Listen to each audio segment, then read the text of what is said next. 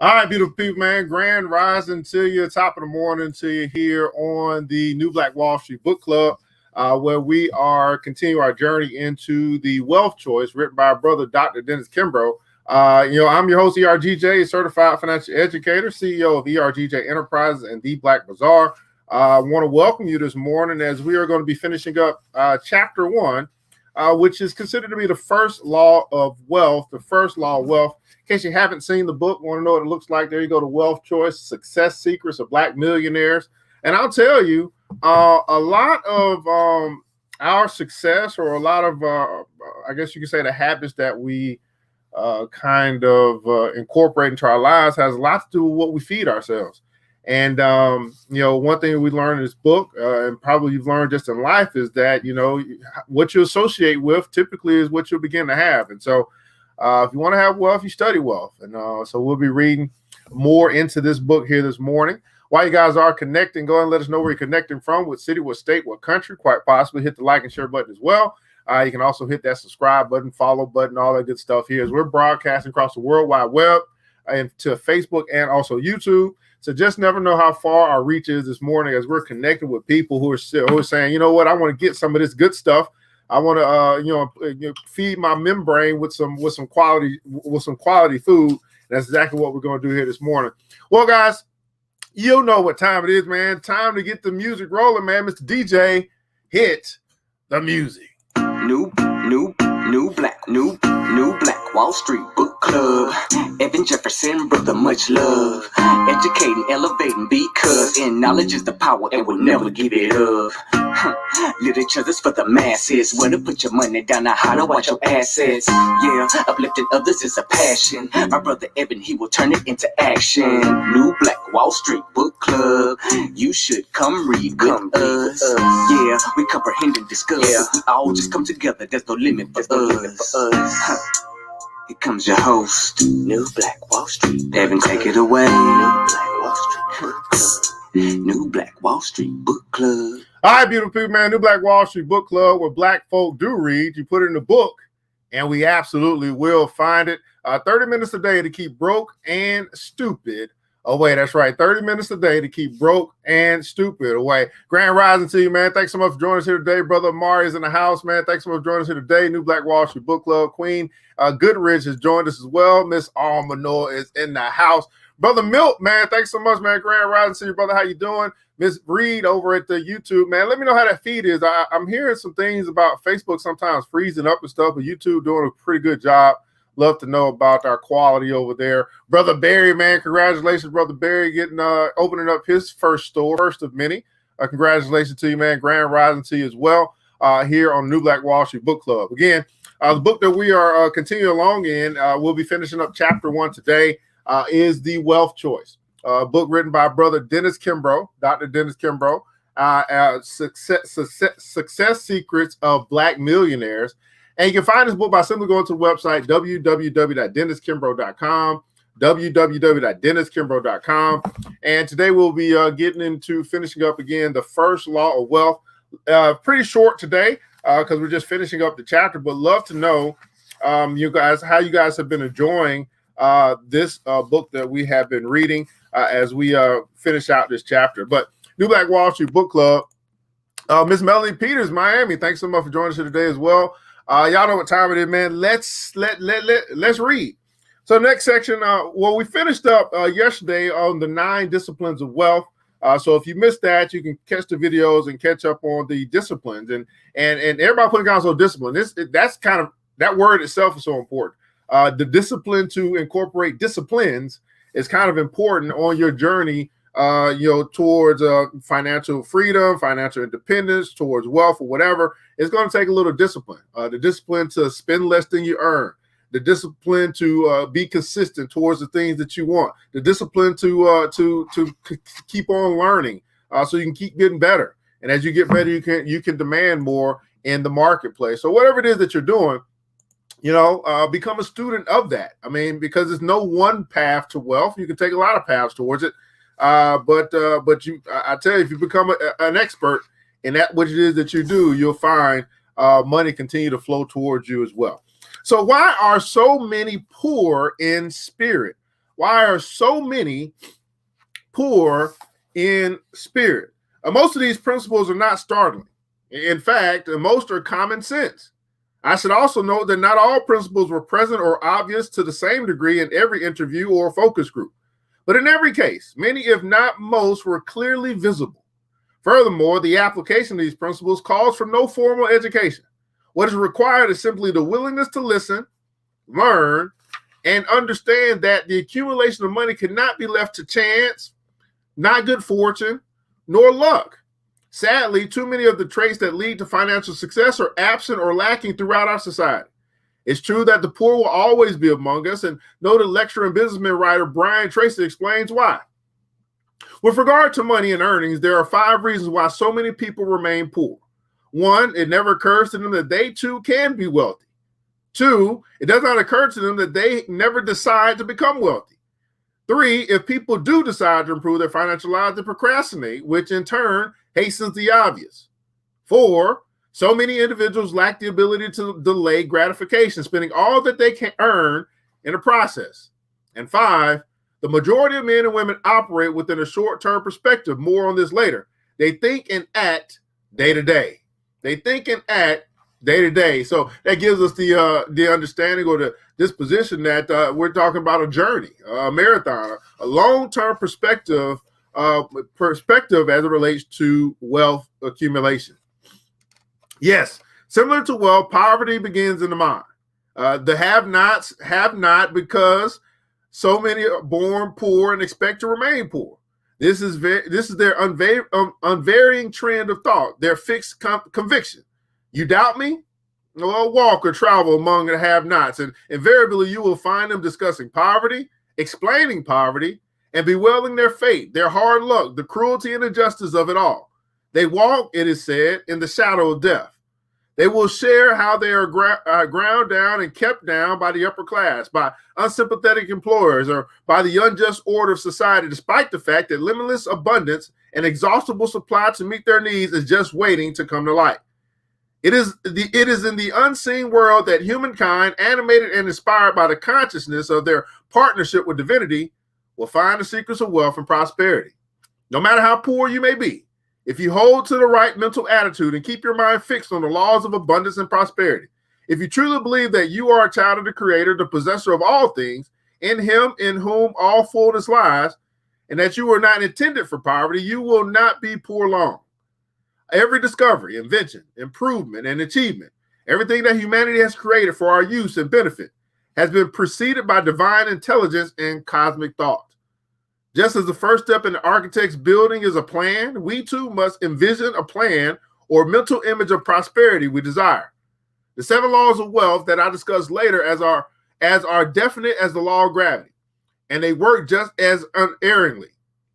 The stream of plenty flows towards the open mind, the expectant mind, towards faith and confidence, and away from doubt. I'll read that again. The stream of plenty flows towards the open mind, the expectant mind, toward faith and confidence, and away from doubt. It is because the millionaires profiled and researched within the study understand the importance of adhering to these 7 laws that there is such a difference between them and the have-nots. If embraced, these laws can spell the difference between poverty and hope, poverty and courage, poverty and the expectation of better days, and poverty and the faithful effort to improve your condition. Surprisingly, so many people point their finger at God when they should be praising Him. If the have-nots are to be saved spiritually, it is hope that will save them. If they are to be rescued, it is faith that will lift them above the rising tide. If they are to be transformed from rags to riches, it is their thinking that will extend a helping hand. Have we not been instructed, be ye transformed by the renewing of your mind? The Almighty can do for you only what He can do through you. Now hear me out. I beg of you, don't get me wrong.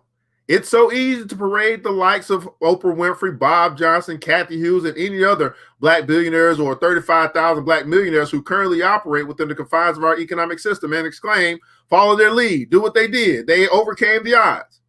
Indeed, they did. And I, like so many within my community, am ecstatic and brimming with pride as I soak in their accomplishments. However, Their achievement doesn't ease the plight of the child born to a single mother living in the inner city. Their success doesn't remove the heartache or anxiety of the millions who are trapped in impoverished neighborhoods.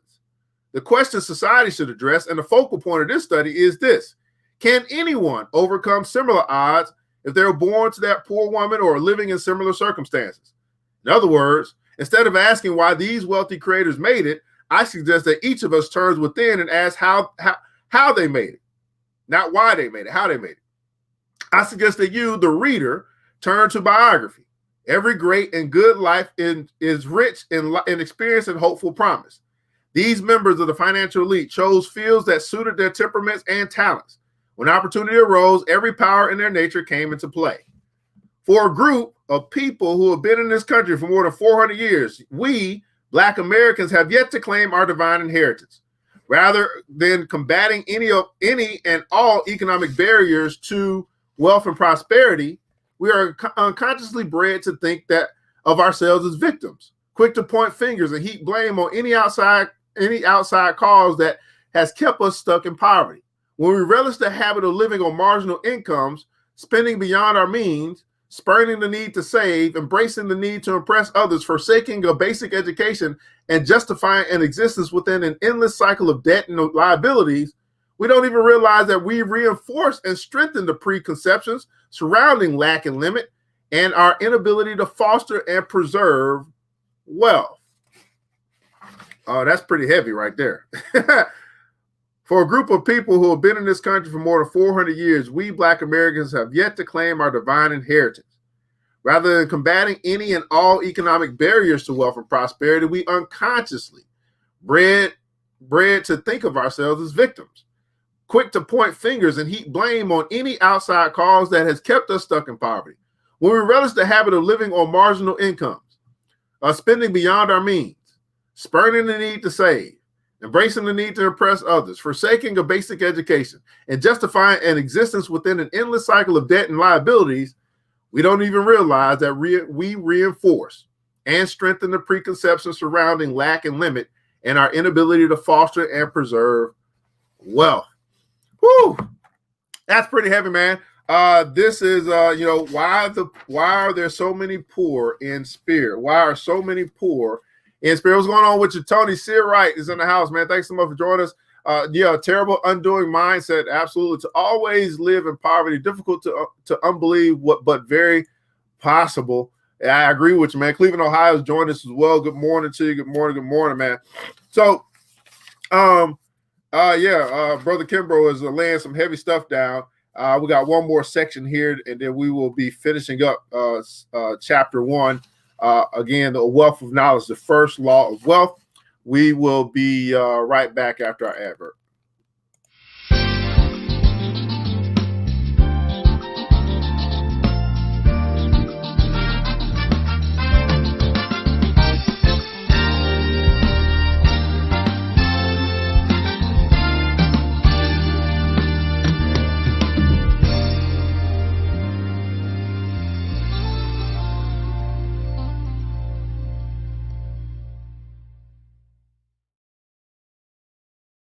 Hey guys, you want to read more about wealth and prosperity? Man, pick up the book, The Black Billionaires Club. You can find it by simply going to the website, theblackbillionairesclub.com, theblackbillionairesclub.com. You'll find the hard copy. You can get the ebook as well, as we're conditioning our mind for wealth, and just as another resource for you as well. We also do have a club, so if you want to connect with brothers and sisters that can help you to grow your business or help you to, to really foster the wealthy mindset. We do have a club that you can choose to join as well. Again, that's theblackbillionairesclub.com, theblackbillionairesclub.com. Hopefully you hit that like button, the share button. We're continuing along, finishing up first chapter in The Wealth Choice, book written by Dr. Dennis Kimbro. You can find the book by going to the website, www.denniskimbro.com, www.denniskimbro.com. And we are in the first law of wealth.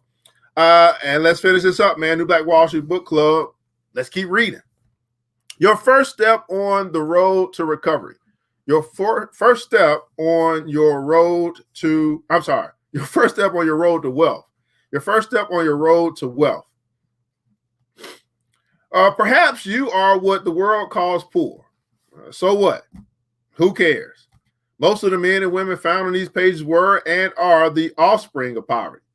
Each knew the pressure of limited resources and the fragile nature of their monetary means. Each began their trek to riches right from the ground floor. However, these obstacles and others do not prove that poverty is indeed a barrier to financial success.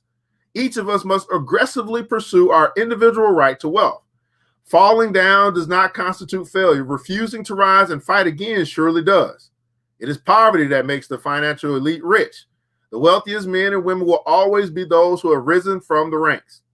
On a personal note, as I look back over the course of my life, I must admit I've been blessed. Today, thanks in part to all that I am about to share, I do not want for much. In terms of creature comforts, I possess all that I need. However, I must constantly remind myself that it was not always this way. Indeed, in my youth, I knew poverty at all too well. Moreover, I was constantly surrounded by adults with little hope of rising above a state of economic hopelessness. At one time, I too wallowed in that hopelessness until the fateful day when I met the one individual, as well as a cadre of like-minded men and women who helped uncover the laws that govern the accumulation of wealth. What they taught me changed my life forever, as it would the life of anyone who applies these few basic rules that govern prosperity. These are the laws and lessons that I now share with you. These are the foundational principles that will guide you down the path to abundance. That is, if you choose to embrace and apply them in your life. Nearly all the affluent enjoy sharing what they've learned along the way as they built their personal financial empire. I've enjoyed writing this book and pointing out as clearly as I can, not the secrets, but the techniques, practices, truths, and laws that are instrumental to financial success. Just as physical laws govern the universe, laws of prosperity and abundance are equally sure and true. It doesn't matter whether you know them or use them. They exist nonetheless. They will govern your life. Those who learn these laws and apply them will achieve a level of purpose, success, and prosperity of which others can only dream. But before you begin, I must warn you, simply reading this book, even contemplating the principles contained herein, will do little good if you do not act and apply the principles. It is through recognizing the successful truths and concepts within these pages, relating them to your own personal life, and developing daily habits. Everybody put it down, so daily habits of action that you will find yourself among the financial elite. In addition, I've learned a host of valuable lessons during the course of this research, including the first law of wealth. And that is this: wealth begins in the mind, but it ends in the purse. Wealth begins in the mind, but it ends in the purse. All the world cries, where is the man or woman who will save us? Don't waste your time searching for this individual, for he or she is at hand. This man, this woman is you and me. This individual is each of us. You are the architect of your own fortune. Your fortune is not something that to find, but to unfold. We do not go through life, we grow through life. Your greatest strength is developed and your best work is done when you struggle for that which you have yet to possess. How did you find your place? I asked Harry Johnson, a Houston, Texas-based attorney who single-handedly raised more than $120 million to build the Martin Luther King Jr. Memorial. I didn't find it, Johnson admitted. My place found me.